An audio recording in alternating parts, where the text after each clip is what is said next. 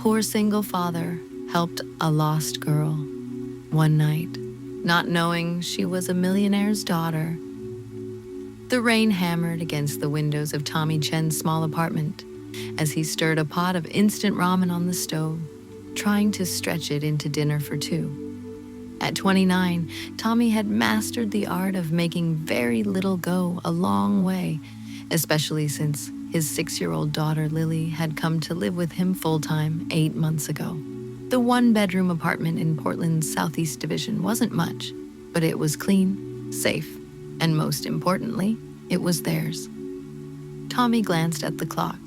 6:30 p.m. Lily would be home from after-school care soon, full of stories about her day, and probably hungry enough to eat anything he put in front of her. The thought made him smile despite his exhaustion from pulling a double shift at the warehouse. Being a single dad wasn't the life he'd planned, but it was the life that mattered most to him now. The knock at his door was so soft he almost missed it over the sound of the rain. Tommy turned down the burner and walked to the door, peering through the peephole. On his doorstep stood a teenage girl, maybe 18, soaked to the bone and shivering in the rain. She wore just a thin t-shirt and jeans, completely drenched and useless against the November cold. Tommy opened the door cautiously, leaving the security chain attached. "Can I help you?" The girl looked up at him with wide, frightened eyes. She was white, with long, blonde hair that hung in wet strands around her face. She looked utterly lost. "I'm sorry to bother you," she said, her voice barely audible over the rain. "I saw your light on, and I don't have anywhere else to go." Tommy's protective instincts kicked in immediately. This girl was somebody's daughter, standing in the rain with nowhere to go. "Are you hurt? Do you need me to call someone?" "No," she said quickly, panic flashing in her eyes. "Please, I just need somewhere warm and dry for tonight. I can pay you." She reached into her soaked backpack and pulled out a handful of wet $20 bills. Tommy stared at the money, then at the girl's desperate face. Every instinct told him to be careful. He didn't know this kid, didn't know her story, and he had Lily to think about. But looking at her standing there, shaking from cold and fear, he couldn't bring himself to turn her away. "Put your money away," he said gently, removing the security chain and opening the door wider. "Come inside before you catch pneumonia." The girl stepped into the small apartment, dripping water onto the worn linoleum floor. Tommy grabbed a clean towel from the bathroom and handed it to her. "I'm Tommy," he said. "What's your name?" "Amy," she replied, wrapping the towel around her shoulders gratefully. "Amy Mitchell." "Okay, Amy. First things first. You need to get out of those wet clothes before you freeze. I don't have much that would fit you, but I've got some sweats that might work." As Tommy rummaged through his dresser for dry clothes, he tried to assess the situation. Amy looked well cared for despite being soaked. Her clothes were soaked, looked clean and well kept. Her teeth were straight and white, and she didn't have the hollow look of someone who'd been living on the streets. This seemed less like a chronic runaway situation, and more like a kid who'd gotten in over her head. "Here," he said, handing her a clean t-shirt and sweatpants. "Bathroom's right there. Take a hot shower if you want. The water takes a minute to warm up." Amy looked at the clothes, then at Tommy, suspicion and gratitude warring in her expression. "Why are you helping me?" "Because you're someone's kid, and you're scared and cold," Tommy said simply. "I have a daughter about a third your age, and I'd hope someone would help her if she ever needed it." Amy's eyes filled with tears. "Thank you." While Amy showered, Tommy tried to figure out what to do. He should probably call the police or social services, but something about Amy's panic when he'd suggested calling someone made him hesitate. He decided to wait, at least until he understood the situation better. Lily arrived home just as Amy emerged from the bathroom, swimming in Tommy's oversized clothes. Lily took one look at the strange teenager in their living room and immediately peppered her father with questions. "Who's that? Why is she wearing your shirt? Is she staying for dinner?" "This is Amy," Tommy said carefully. "She got caught in the rain and needed somewhere warm to dry off." "Amy, this is my daughter Lily." Amy managed a small smile.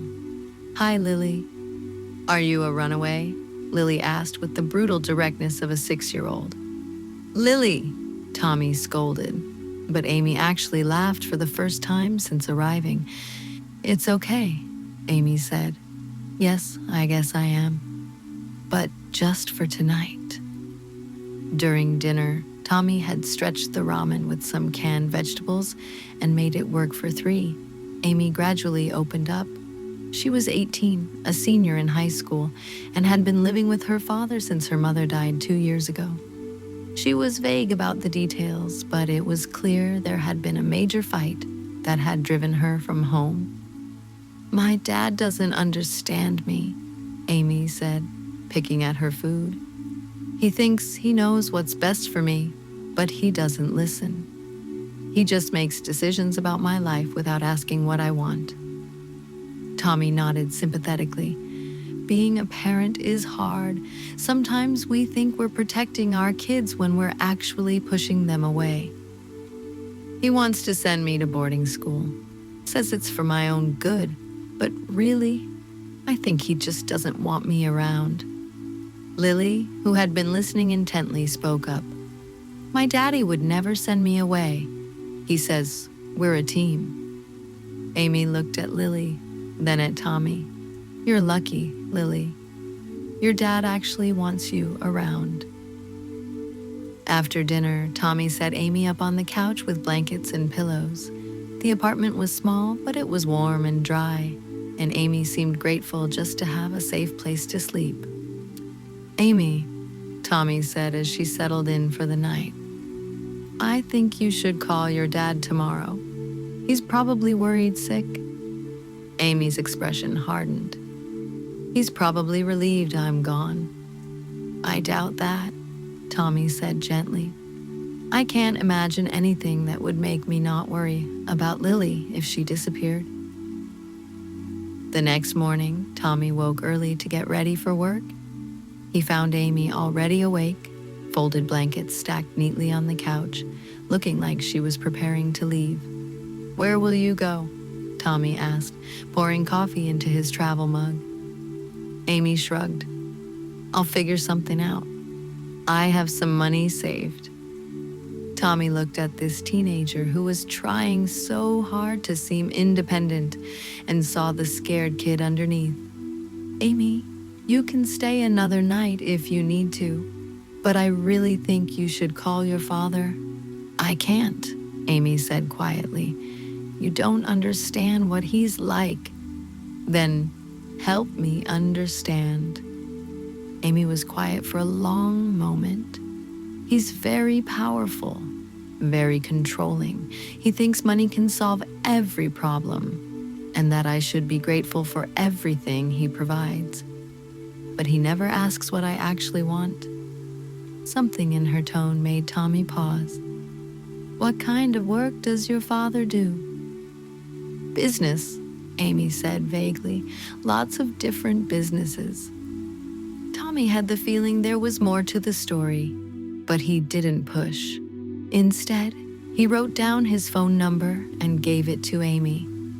"If you change your mind, or if you just need someone to talk to, call me, okay?"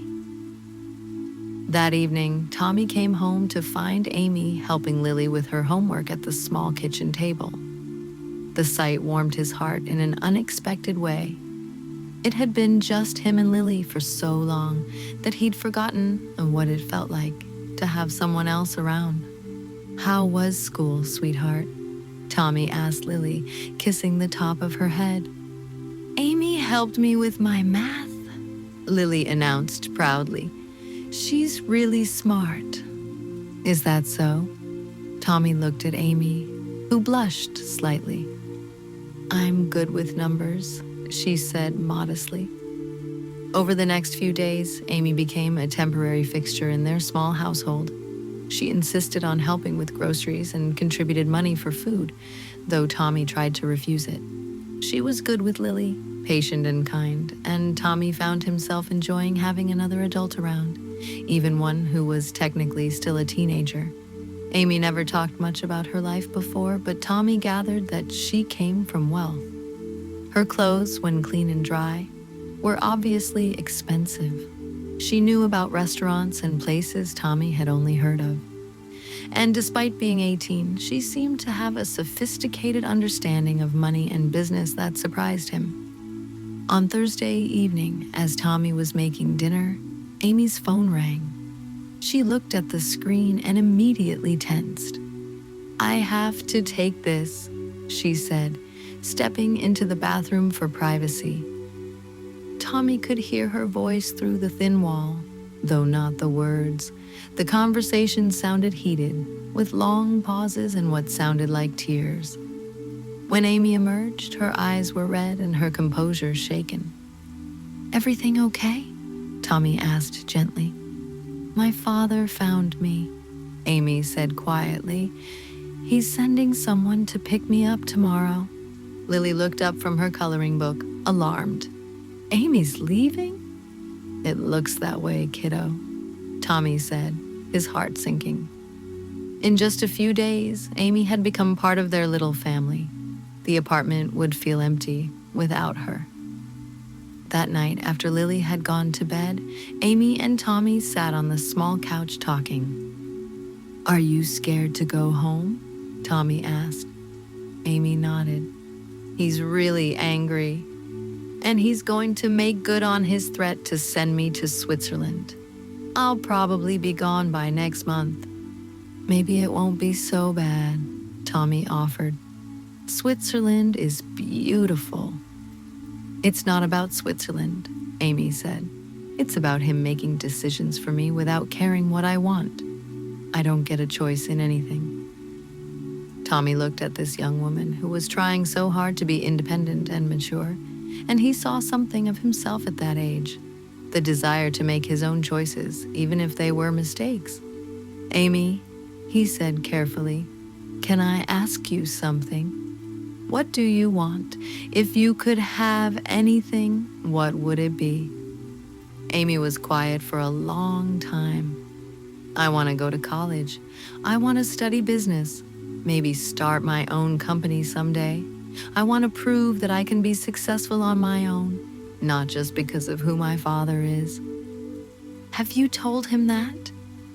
"He says I don't understand the real world, that I need to learn proper social skills before I can think about business."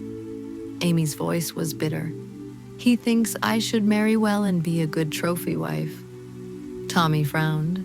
That seemed like an old-fashioned attitude for a modern parent. "How old is your father?" 52. But he's very traditional, very controlling. The next morning, Amy packed her few belongings back into her backpack. She hugged Lily goodbye, promising to write letters, and turned to Tommy.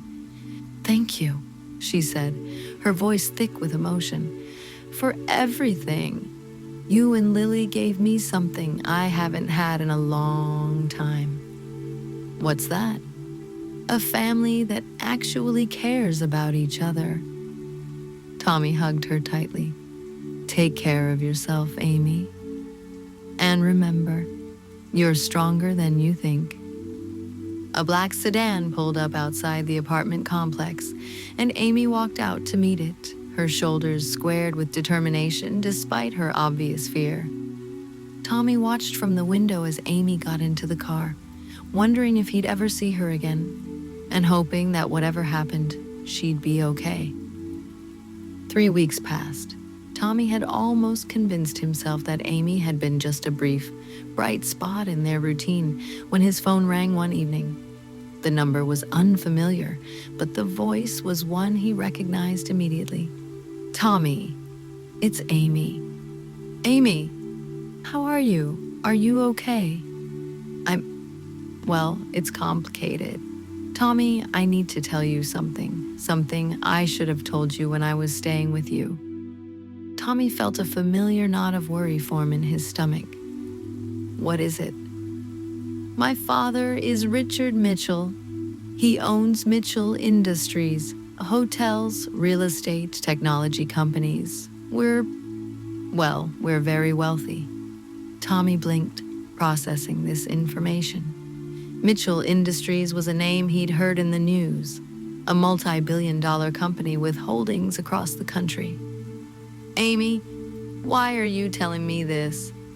Because I told my father about you and Lily, about how you helped me when you had no reason to, about how you shared your food and your home with a complete stranger, even though you were struggling yourself. Amy's voice grew stronger, and it changed something in him, Tommy. He realized that all his money and power couldn't buy the kind of generosity you showed me. He realized that maybe he'd been so focused on protecting me from the world that he'd forgotten to listen to what I actually wanted. Tommy sat down heavily. What does this mean, Amy? It means I'm not going to Switzerland. It means my father and I are learning how to talk to each other instead of past each other. And it means we want to do something for you and Lily. Amy, you don't owe us anything. I know I don't owe you, but I want to help. Tommy, you worked 2 jobs to support your daughter, and you still opened your home to a stranger. That kind of kindness shouldn't go unrecognized. What are you talking about? I'm talking about making sure Lily gets the education she deserves. My father wants to set up a full college scholarship for her. Tuition, room and board, everything. She'll never have to worry about whether she can afford to pursue her dreams. Tommy felt tears prick his eyes. Amy, that's incredibly generous, but there's more, Amy interrupted. My father also wants to create an education fund, not just for Lily, but for other kids whose parents are working multiple jobs just to make ends meet. Kids who have the potential but not the resources. Amy's voice became softer, more emotional.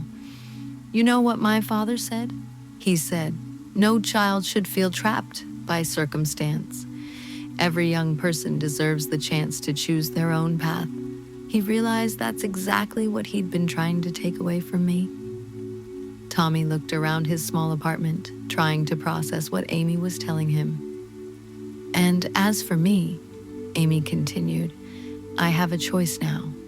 A real choice. I can start college in the fall, or I can take time to figure out what I really want.